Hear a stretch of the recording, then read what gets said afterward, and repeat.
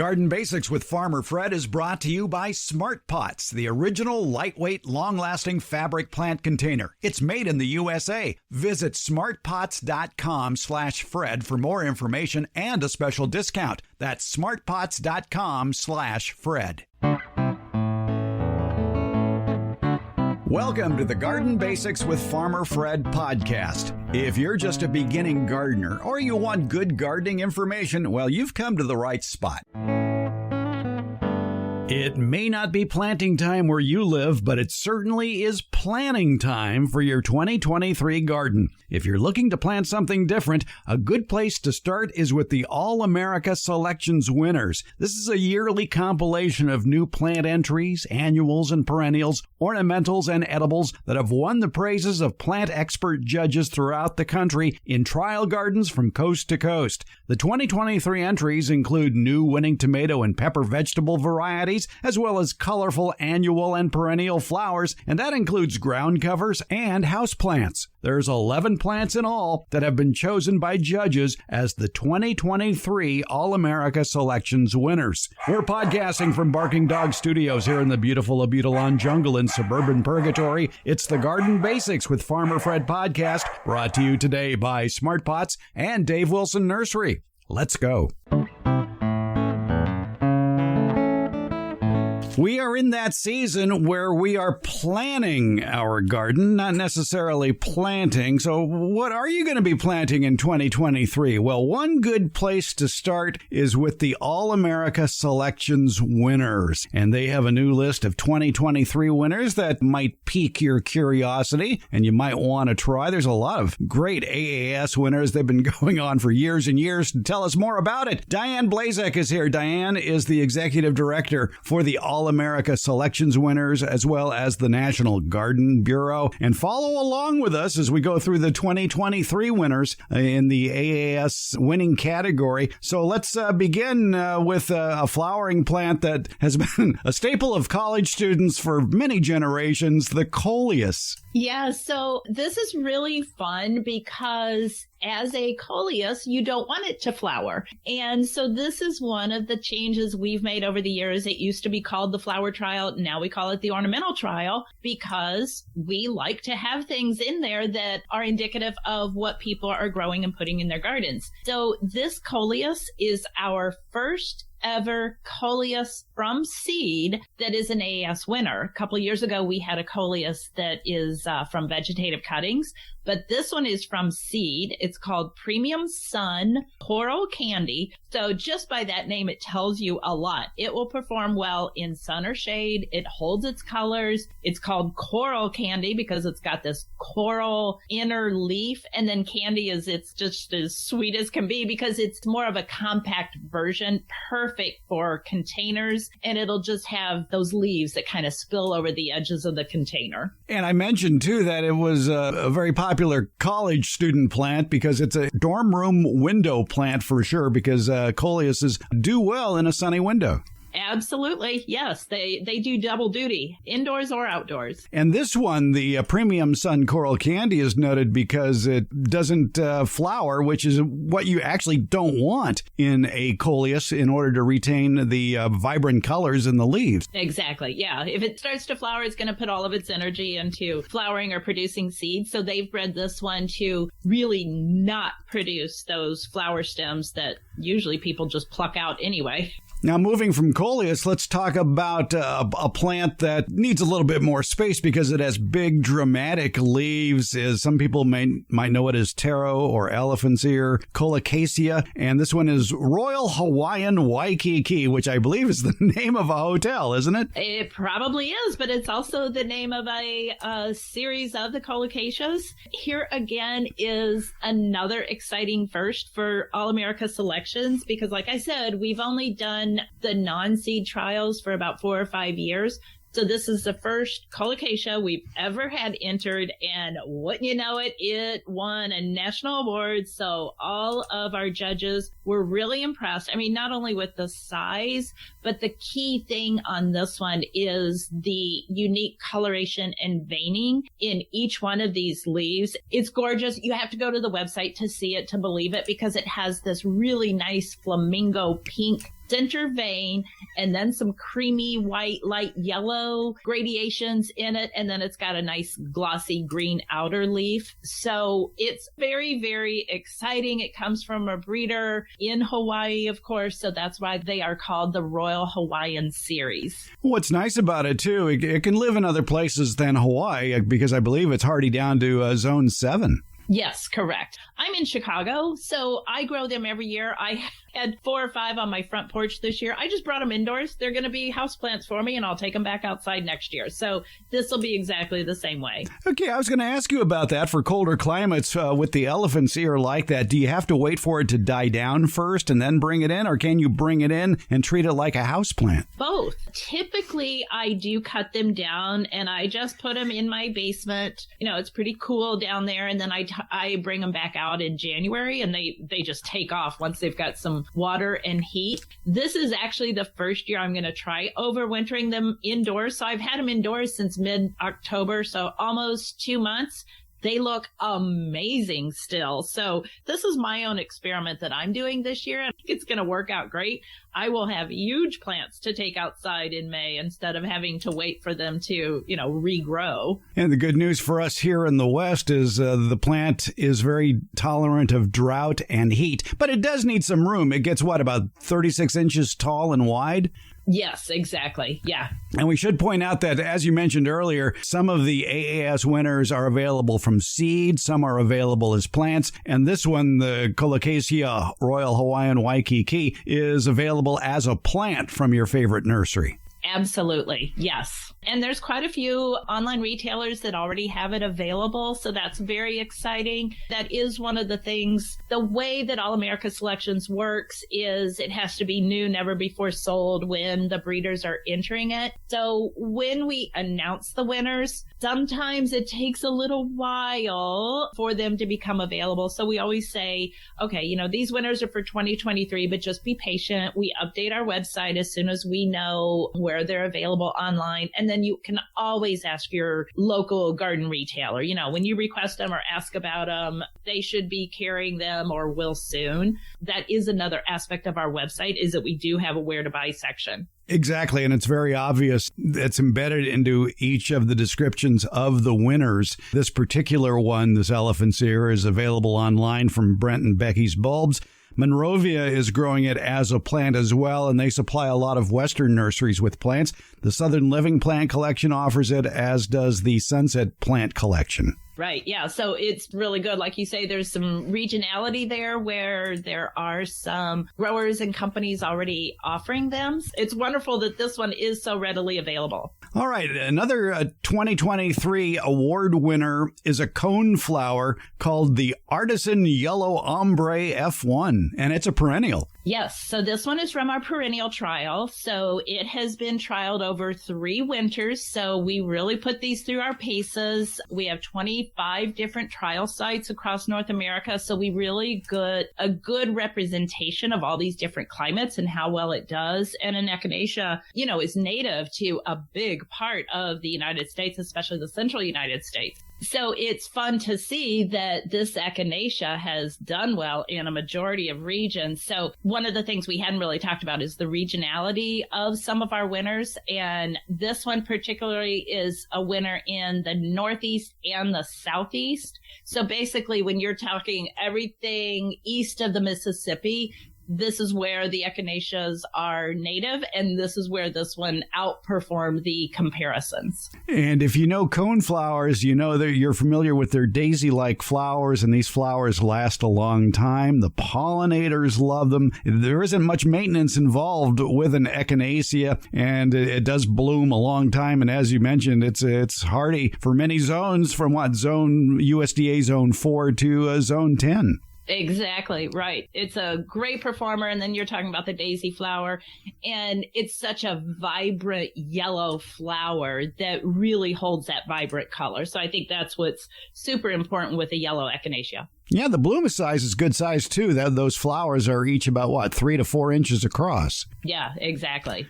All right, it's a coneflower, also known as echinacea, the artisan yellow ombre F1. And if you're looking for a bright orange flower for your perennial garden, this would be a good choice. And it's available from seed, isn't it? It is available from seed. So, yeah, in the colder climates, you'll want to start it pretty early in the year. So if people are thinking for 2023, I know around here we would want to start it in January indoors in order to get that flowering the first year. But then you're going to get these flowers every year because you've got a perennial that's going to survive. Yeah, that's the one thing, too, that a lot of the plants we're talking about, if you're starting them from seed, if you want to put them out in your yard as established plants and you're going to grow from seed, then you're better off getting the seed now and starting them in January. I'm thinking in terms of pepper plants that are good to start in January in order to set out 10 weeks later or so around here. Yeah, exactly. And peppers, if we're talking about peppers, I always have a lot more success with my pepper plants if I use a heat mat. Not everything needs that garden soil to be that warm, but I have found pepper plants do.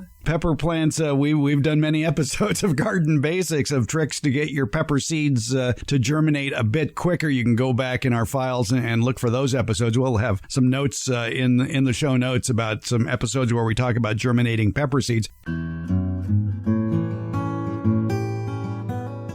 You've heard me talk about the benefits of Smart Pots, the original award-winning fabric container. Smart Pots are sold around the world and are proudly made 100% right here in the USA. Smart Pots is the oldest and still the best of all the fabric plant containers that you might find. Many of the imitators are selling cheaply made fabric pots that fall apart quickly. Not Smart Pots. There are satisfied Smart Pot owners who have been using the same Smart Pots for over a decade, actually approaching 20 years. When you choose Smart Pot fabric containers, you know you'll be having a superior growing experience with the best product on the market. And your plants will appreciate Smart Pots too. Because of the 1 million microscopic holes in Smart Pots, your soil will have better drainage and the roots will be healthier. They won't be going round and round on the outside of the soil ball like you see in so many plastic pots. The air pruning qualities of Smart Pots creates more branching of the roots, filling more of the usable soil in the Smart Pot.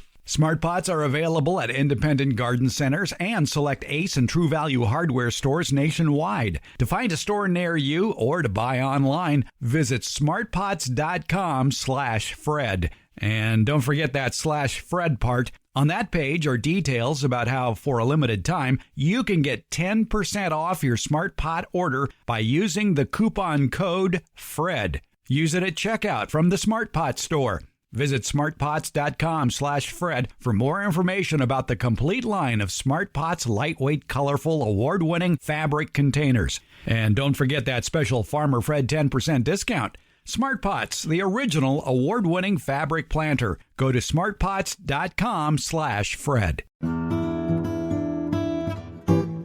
You want to start the backyard fruit and nut orchard of your dreams, but maybe you don't know where to begin. Or maybe you're currently growing fruit and nut trees and you've got a million questions, such as what are the tastiest fruits to grow? Where can I go to buy some of these delectable fruit and nut trees you've been reading about? And then how do you care for all of these trees, including planting, pruning, and harvesting? I've got one online stop in mind for you where all these questions you might have will get answered. It's DaveWilson.com. That's Dave Wilson Nursery, the nation's largest wholesaler of fruit and nut trees for the backyard garden. They have planting tips, taste test results, and links to nurseries in your area that carry Dave Wilson fruit trees. Click on the Home Garden tab at DaveWilson.com for all of these links, including a link to their years of informative videos about growing fruit and nut trees that they've posted on the Dave Wilson Nursery YouTube channel. Start the backyard orchard of your dreams at DaveWilson.com. Let's get back to our conversation with Diane Blazik of the All-America Selections winners and find out who those winners are for 2023. Well, since we're talking peppers, let's talk about the peppers that are 2023 award winners. You've got two. You've got a cayenne pepper and a jalapeno pepper, two peppers with a little bit of heat. Absolutely. Yeah. So the two peppers, the cayenne is called Wildcat and the jalapeno is called San Joaquin. So the San Joaquin is brand new. So I would say in the next couple of weeks, we'll find it available from several online sources. The Wildcat is already available. The Wildcat, it's only like 500, 1500 Scovilles, so it's a little bit milder. The jalapeno naturally would just be a little bit hotter. But in all cases with peppers, what our judges are looking for, first and foremost, taste and texture, very, very important. The things that the breeders are working on now is traits that make the home gardener more successful. So, for example, a higher yield or more disease resistance. In the case of peppers, it would be like less cracking, or in the case of tomato, it might be less blossom end rot. So these are the traits that the breeders are working on with these new varieties. So they want to make sure the taste is there as well as the garden performance. Be easy to pick, too. And that cayenne pepper, the Wildcat, I noticed the judges were very impressed with its size, 6 to 8 inches long and bright red. When you're growing something, you don't want some shrimpy little fruit on your plant, be it a tomato or pepper, whatever. So yeah, this one not only will give you a large volume of peppers, but these were a larger pepper. And you say that about the easy to pick. It is very surprising and kind of a fun little thing that we see that. For example, if you want to plant this in a container, or if you want to plant it, this one probably would be too big for a hanging basket, but there are some that you can plant in hanging baskets, and they have bred them to kind of spill over the sides. So again, it's easier to harvest. How many times, this happened to me last year, I had some shishito peppers and I went to harvest them.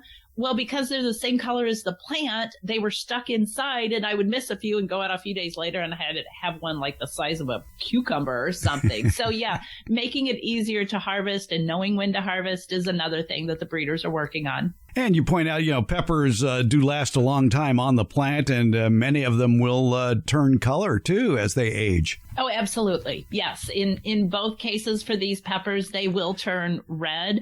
Some of them might turn red sooner than others, but yeah, that's another trait on these two peppers. Well, since you mentioned the shishito pepper, I've always been intrigued by that pepper. Is that a former AAS winner? No, that is okay. For any breeders listening, I want a shishito pepper in our roundup. So we would love to get a shishito in our trials. All right.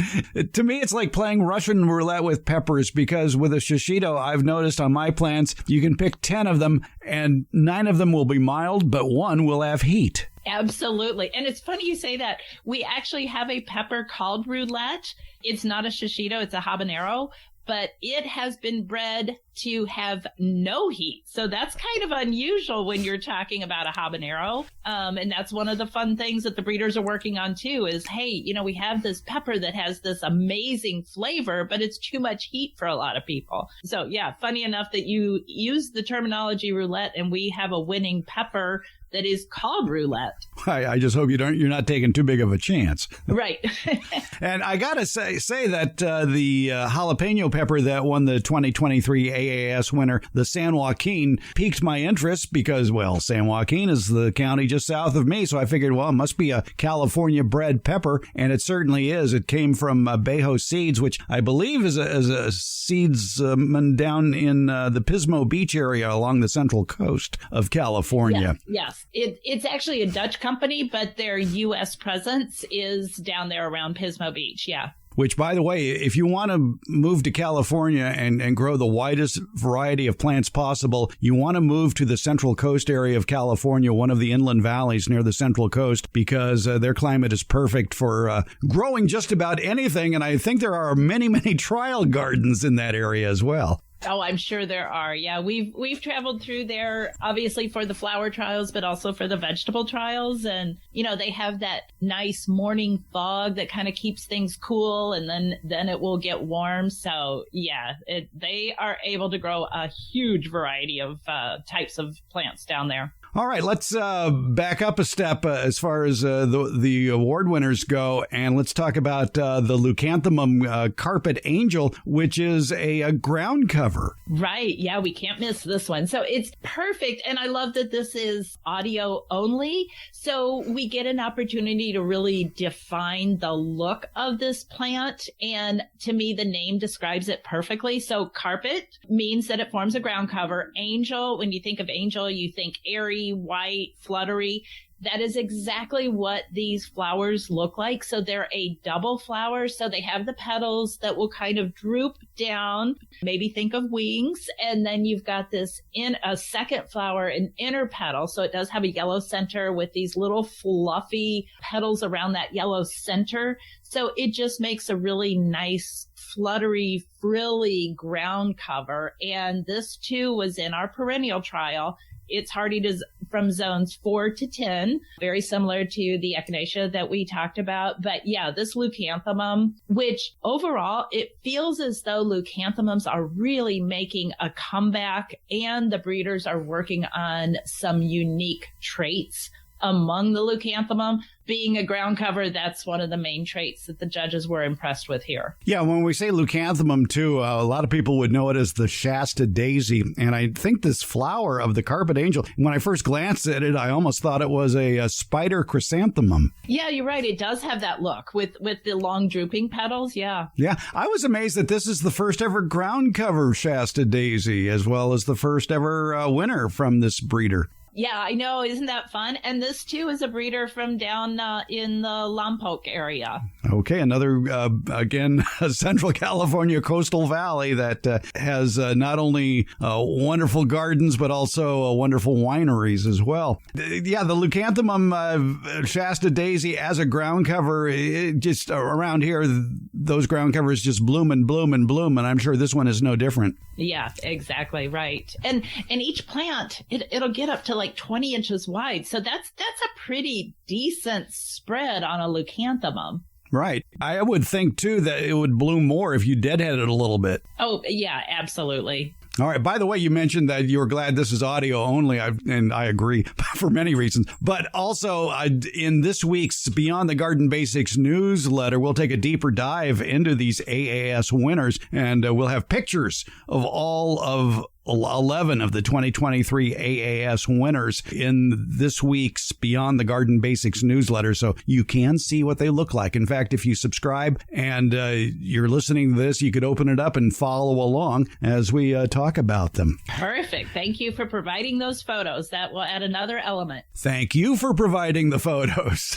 And we have to thank our breeders for providing the photos. So it's just a lot of thanks all the way around. All right. Okay. A popular plant here, especially in gardens that are trying to conserve water, are salvias. And salvias just have dramatic flowers. They can be a bit thuggish, though. Some of them can get 5 or 6 feet tall. And yes, they do bloom like crazy, but they can also just take over a garden. And you have a 2023 Salvia Award winner that, shall we say, is more polite.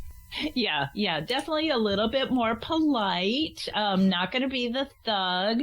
So it's a little bit more compact. The great thing is, for a new planting or new season of growth, it's going to be blooming earlier.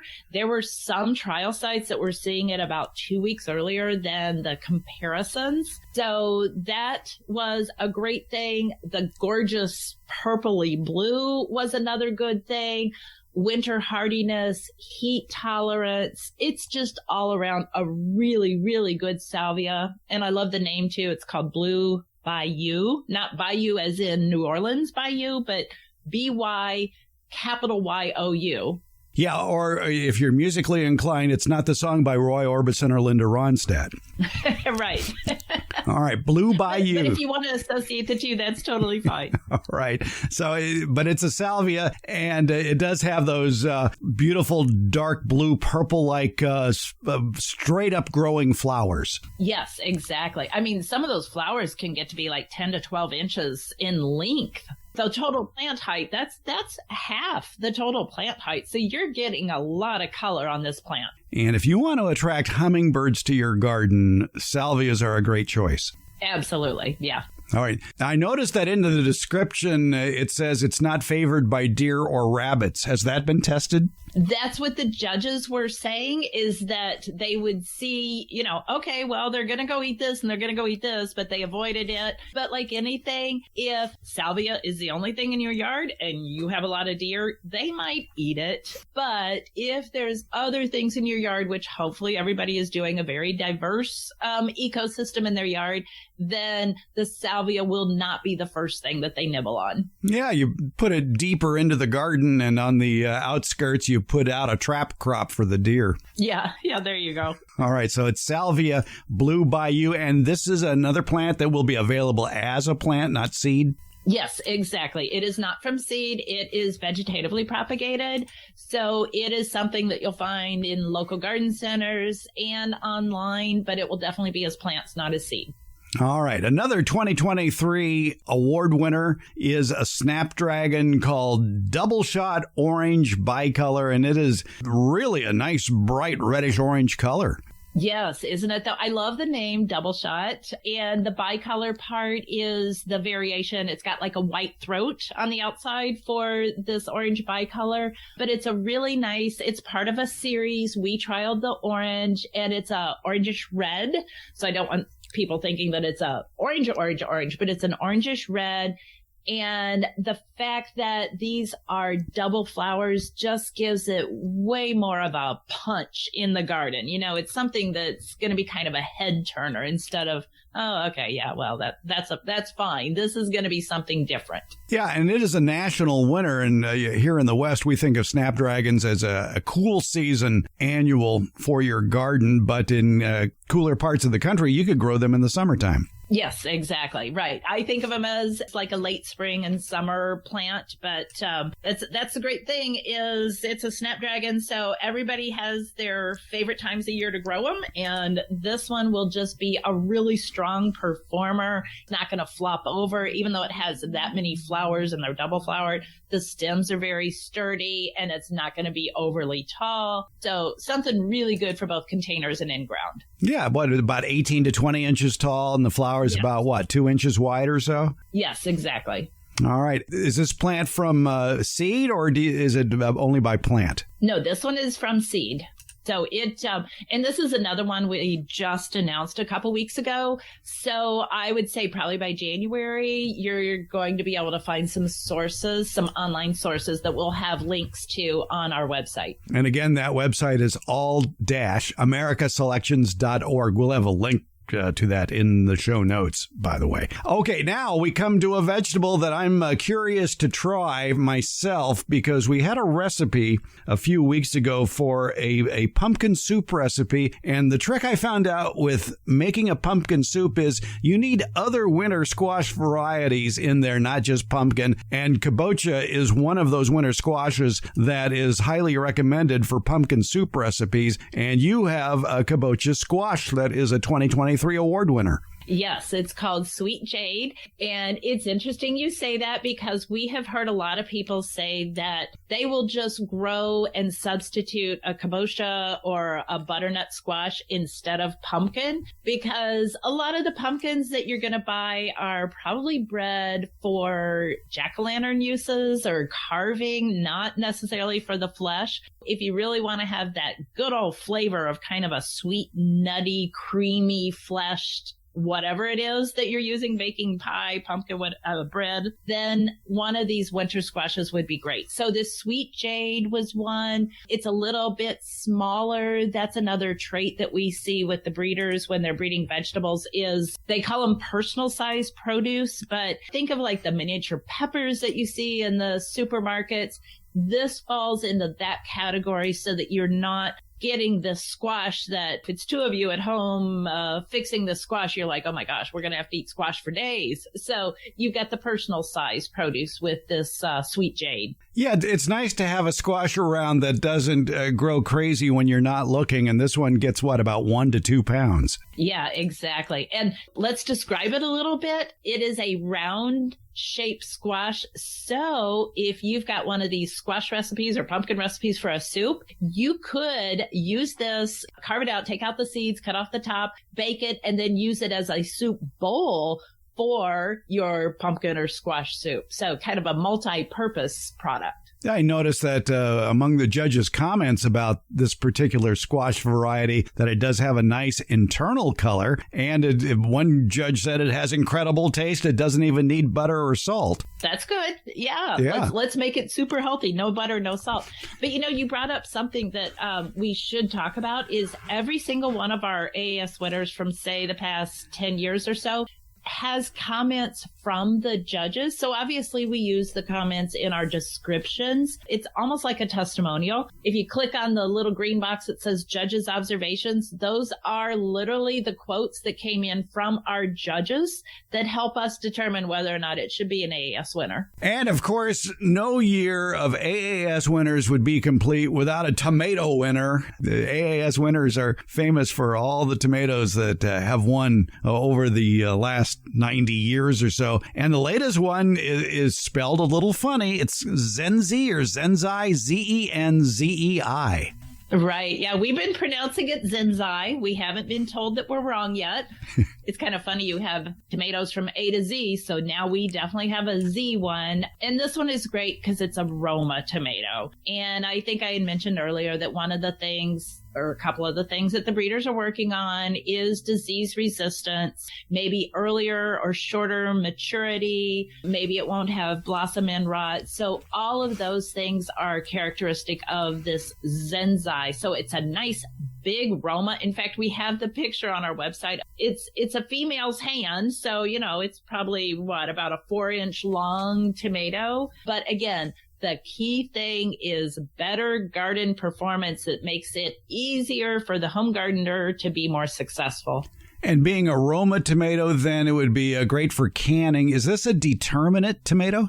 No, these are indeterminate. They're kind of bushy, but they are indeterminate plants. It does get rather tall, though. You say bushy, but it can get 6 feet tall, so it will need caging. Oh, absolutely. Yeah. Don't be like this particular gardener when I first started and I didn't realize what indeterminate meant. And I kind of ignored the advice about having strong stakes or cages. So yeah, anytime you look at an indeterminate tomato, always look to see what the plant height will be and pay attention.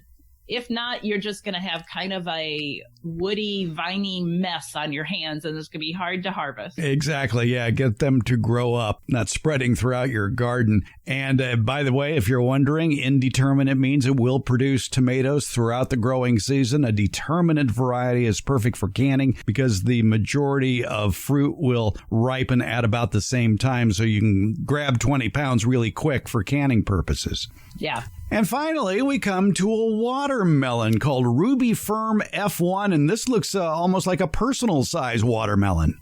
Yeah, so that characteristic comes up again is, these huge icebox melons that we probably all grew up with. 4th of July, we have a melon that serves 20 people. Well, now we've got the smaller watermelon. So this is another one that we have as an AAS winner, and it's called Ruby Firm, which again, the description really defines what this is. It's a ruby red colored flesh, firm flesh. It's not going to be mushy, which who wants a mushy watermelon? But this one is really good for the West. It's a regional winner in both the Mountain Southwest and then the West Northwest. So everything west of the Rockies, this would be a great watermelon. All right. Again, that watermelon name is Ruby Firm F1. It does best, of course, in full sun, and you grow it in the summertime, and you get, about 2 or 3 fruits per plant? Yeah, exactly. Now, this watermelon, you do have to give it to some room. It will have some long vines, probably 10 to 12 feet, but you're going to get several fruits off of each plant. Yeah, it's well worth the space, put it that way. Right, and the judges love the flavor of it. They say it is quite good. It's very tasty and with an excellent texture. And fewer seeds. So we're not saying it's seedless. Seedless when you're growing, those are a little finicky to grow in the garden, especially to get them started. But this one has fewer seeds than a typical watermelon and great disease resistance. And so when this one becomes available, the Ruby Firm, it will be available from seed? Absolutely, yes. And don't forget, we'll have pictures and more descriptions about the 2023 All-America Selections winners in this Friday's, the current edition of the Beyond the Garden Basics newsletter, where you can see what they look like. And also there will be links and more comments about them as well. That, again, will be in the Beyond the Garden Basics newsletter. Diane, the AAS winner, besides having the website, all-americaselections.org or all-americaselections.org, also has a lot of social media outlets. Yes, yeah. It's very easy to follow us. You would just search for AAS winners or AAS garden winners. There's links on the website that you mentioned. So Facebook, Instagram, Twitter, Pinterest. We're on the most popular social media sites. So it's a fun way to be updated on what else is coming out and what else is new and how to use the AAS winners. And probably more about the availability as the winter goes on. Exactly. Yes, we do add that in. Diane Blazek, Executive Director of the National Garden Bureau and the All-America Selections winners. Diane, thanks for getting us into 2023 in our garden. Well, thank you. And we look forward to seeing what is produced in next year's gardens. It's going to be wonderful.